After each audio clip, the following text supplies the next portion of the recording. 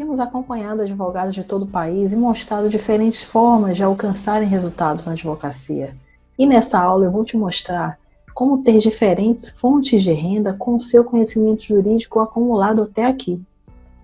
Não sei se você sabe, mas nós advogados não fomos apresentados as matérias que fariam a classe viver confortavelmente da profissão. Saímos da faculdade com preparo acadêmico para a carreira de concurso, docência, talvez para trabalhar em um escritório de advocacia como empregado. Também ouvimos falar muito que a OAB é injusta, que impede o advogado de trabalhar livremente e que outras profissões têm ampla liberdade, por isso são mais bem-sucedidas. Podem expor em TV, rádio, outdoor. E será? Será que a OAB é a vilã que nos impede de prosperar na advocacia e de sermos reconhecidos como referência em nossa área de atuação pelo nosso conhecimento? Eu posso te dizer que não. Isso tudo eu te digo porque, assim como alguns dos senhores e senhoras, eu comecei com muita dificuldade na advocacia. Pensei em desistir várias vezes. E isso mudou quando eu realmente passei a fazer algo diferente. E antes que você pense que é clichê, que parece redundância, o que eu estou dizendo é que normalmente dizemos que estamos fazendo algo diferente, quando na verdade estamos repetindo incessantemente a mesma coisa ou algo parecido. E depois de tanto fazer isso, de tanto espremer o caldo, né, de tanto me colocar nessa situação de fazer mais e mais e mais para ter o mesmo resultado, eu me perguntei, olha, se isso aqui não está funcionando, se repetir centenas de vezes também não funciona, tem que fazer outra coisa. Eu não tenho que fazer melhor isso aqui, eu tenho que fazer algo diferente. E é isso que eu quero dividir com vocês. E no final, eu quero mostrar, né, como criar diferentes fontes de renda com esse conhecimento. Vou te passar um exercício para você identificar quantas oportunidades se mostram ao alcance dos advogados que se destacam como referência no mercado. Mas antes, eu vou te contar uma pequena parte da minha história para que vocês percebam o quanto eu senti na pele o pior dos mundos da advocacia. Doutores, desde 12 anos eu dizia que iria ser chamada de doutora, que eu iria ser advogada, que seria respeitada, que seria uma autoridade, que seria reconhecida, que teria voz e, se possível, a última palavra. Eu teria força. Eu promoveria a justiça e que nunca mais presenciaria inerte as injustiças sociais com as quais eu vivi por anos e anos convivendo com um padrasto alcoólatra, violento e que ainda por cima era um policial. Isso me fez me dedicar por completo durante os 5 anos da faculdade de Direito, estagiando desde o 3º semestre na JUSEB, na Junta Comercial do Estado da Bahia. Eu só saí de lá quando eu não tinha mais o que aprender com todos os processos empresariais, né, que existiam na época. Desde o primeiro dia de aula na faculdade, eu sabia que iria advogar, que gostava de autonomia, liberdade de ganhos, de possibilidade de escolher os meus clientes. Eu tinha um espírito livre e ainda tenho. Gostava de fazer coisas do meu jeito, de tomar as minhas próprias decisões. Eu acreditava que eu poderia fazer história na história. E eu não me vi engessado em estrutura de carreira pública. Isso vinha muito da minha veia de comércio da família. Quando eu me formei, eu tinha um pouco mais de 20 anos e naquele momento, depois de pegar minha carteira da OAB, eu descobri que não era a mágica, que ela não era mágica e que ela não vinha com todas as respostas sobre como enriquecer da noite para o dia. Na verdade, naquele momento é que eu me dei conta de que eu tinha muitas dúvidas sobre o que fazer dali em diante. Onde eu trabalharia, como os clientes iriam me encontrar, como iria dar conta de fazer tudo sozinha, como e onde iria receber os clientes, como me promoveria para as pessoas, como e quanto cobrar, o que dizer sobre mim. Eu levei meses me preparando para criar coragem de entrar no mercado, cogitando, vendo possibilidades, até que eu coloquei currículos em centenas de lugares, fiz várias entrevistas, mas nada de digno surgiu naquele momento, nesse tipo de modelo, né? Então, quando eu fui buscar a minha carteira suplementar, a OAB-RJ, eu decidi que não voltaria para casa sem um escritório, sem um projeto fechado. E quando a gente decide, realmente a gente se autoriza por dentro.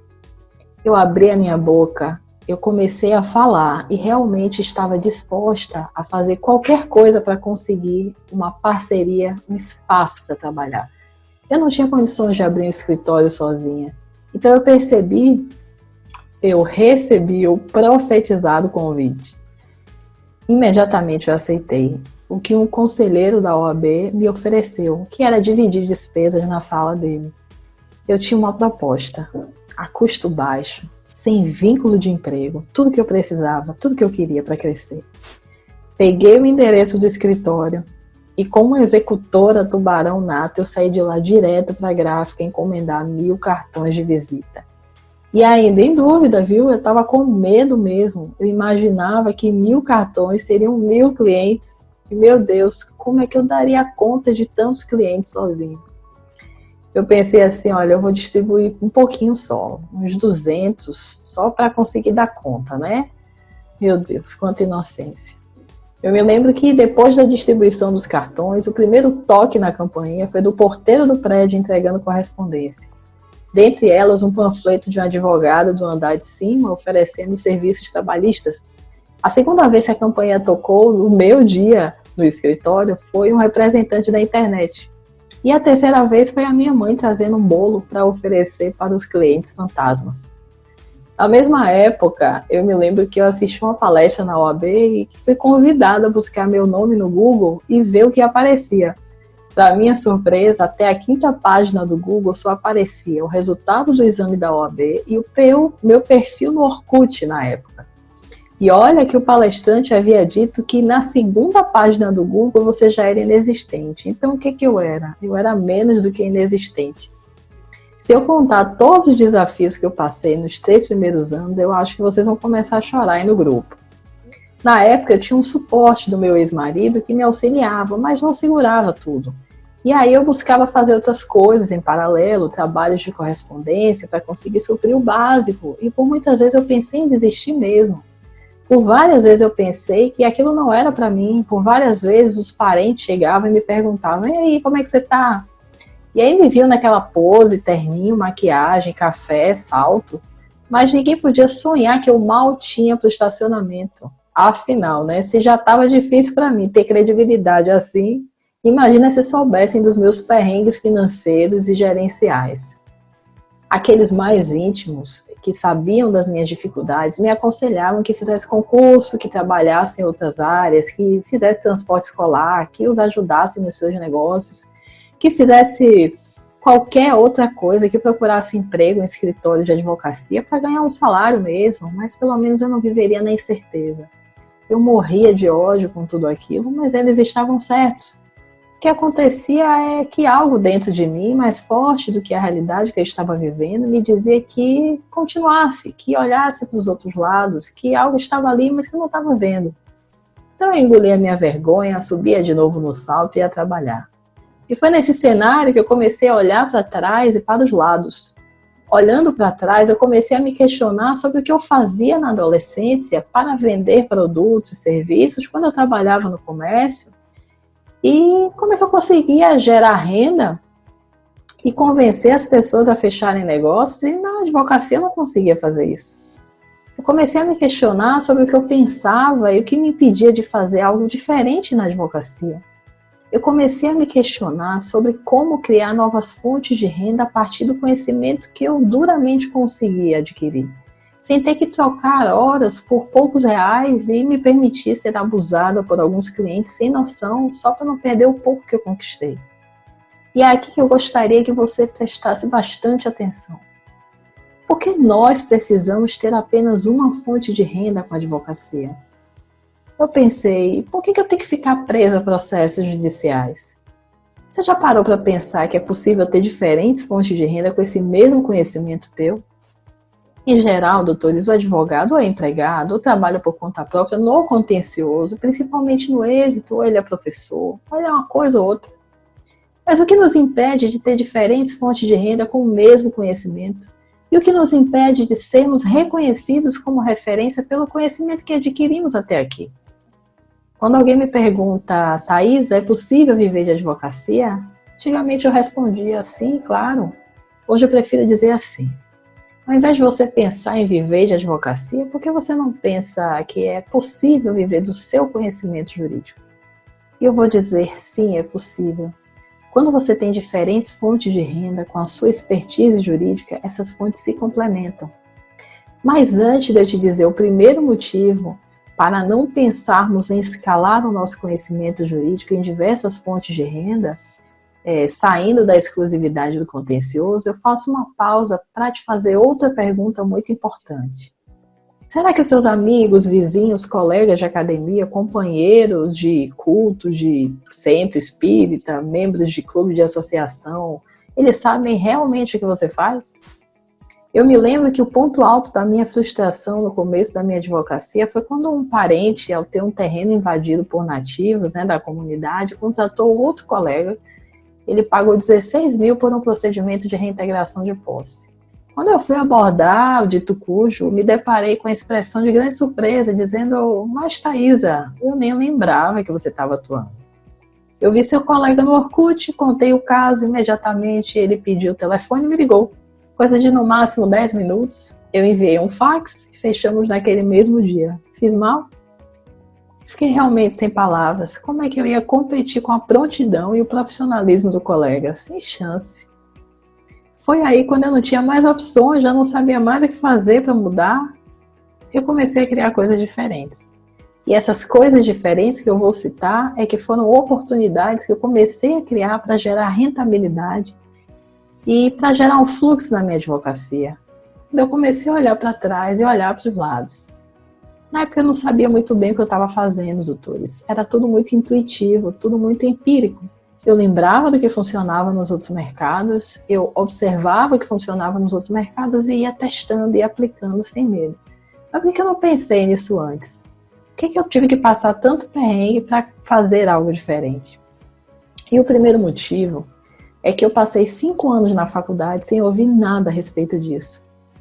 Desse modo, intuitivamente, lá no meu inconsciente, eu acreditava que nada além do que eu tinha aprendido até ali era necessário. Afinal, eu tinha um curso superior, afinal, eu estava me formando como uma profissional, eu era uma advogada. E ninguém falava sobre isso. Eu realmente acreditava que bastava passar no exame da OAB que as portas da esperança iriam se abrir. O segundo motivo é que quando eu entrei em campo e vi colegas super competentes, cheios de pós-graduações, já grisalhos, com família para sustentar, passando perrengues, sem cobrar consulta, viviam reclamando dos clientes, fugindo dos clientes, perdendo informação, perdendo documento, tinham medo de se expor junto aos empresários locais e achavam a maioria das minhas ideias um motivo de riso, junto com o meu sotaque, claro. E o terceiro motivo é que eu não acreditava que era bom o suficiente para me colocar de peito aberto como uma autoridade na advocacia, como uma referência. Mesmo já tendo estudado, trabalhado, resolvido casos, ganhado dinheiro com isso, mesmo já tendo um histórico de trabalho desde a pré-adolescência, mesmo tendo lidado com todo tipo de gente, classe econômica e intelectual, mesmo assim eu não acreditava que as pessoas pudessem me pagar um bom dinheiro, para fazer o que todo mundo poderia fazer, o que para mim era fácil fazer. Eu achava que era apenas mais um advogado entre milhares de outros. Em outras palavras, doutores, eu não acreditava que eu era uma referência e nem que podia ser uma referência. Por isso eu passava insegurança nos meus atendimentos, nos meus processos de prospecção. Eu acreditava que para ser referência eu deveria estar na TV Justiça, ter popularidade para muitas pessoas, que eu deveria ter recebido prêmios, que eu deveria ser famosa no Orkut, ou que eu deveria ser amiga de contatos de grande influência. E o curioso é que esses pensamentos não passavam pela minha cabeça em nenhuma outra atividade, mas só na advocacia. Engraçado também que, ao refletir melhor, eu percebia que eu mesma pedia conselhos a quem não era referência. Por exemplo, eu conversava e perguntava ao meu colega advogado sobre investimentos quando ele estava mais quebrado que arroz de pobre. Mas por que isso? Hoje eu sei por quê. Na verdade, nós buscamos recomendações e confiamos em quem nos é familiar. Afinal de contas, se não fosse por isso, eu não pediria conselho sobre casamento para minha mãe, que já divorciou de 4. Brincadeiras à parte, o que eu quero dizer a vocês é que a ideia de referência é muito distorcida no nosso mercado, na nossa mente, na nossa profissão. E normalmente buscamos nos lugares errados os tijolos para construir essa referência. Normalmente investimos compulsivamente em conhecimento jurídico, pós-graduações, doutrinas, cursos que nem conseguimos concluir, para que assim sintamos que temos mais conhecimento jurídico e, portanto, autoridade. E que, por conseguinte, criaremos a confiança necessária para nos apresentar como aquele que resolve. Engraçado é que estamos acostumados a confiar a nossa saúde, o nosso dinheiro, a nossa casa, nossos filhos, nas mãos daqueles que consideramos uma referência, mesmo que tenha sido por indicação de um vizinho, mas temos resistência a nos colocar nesse lugar de referência.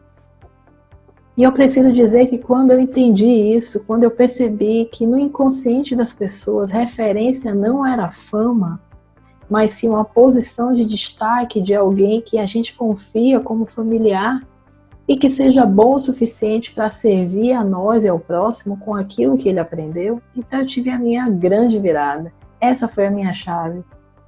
Foi essa consciência que eu alcancei que me permitiu começar a cobrar consultas, cobrar valores mensais em todos os tipos de processos, encantar o cliente através de cartas, e-mail, que é isso. Facebook, MSN, WhatsApp, Telegram, SMS barato, tudo isso é coisa de 9, 10 anos para cá.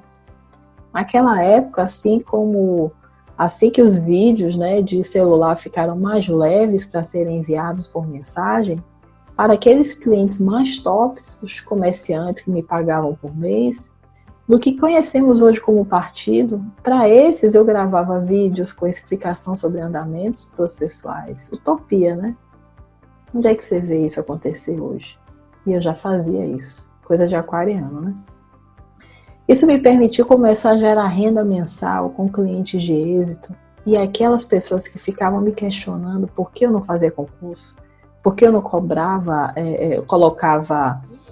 currículo para trabalhar em outra empresa, começaram a confiar mais em mim, porque eu estava confiando mais em mim. Afinal, o que eu fiz diferente finalmente estava começando a dar certo.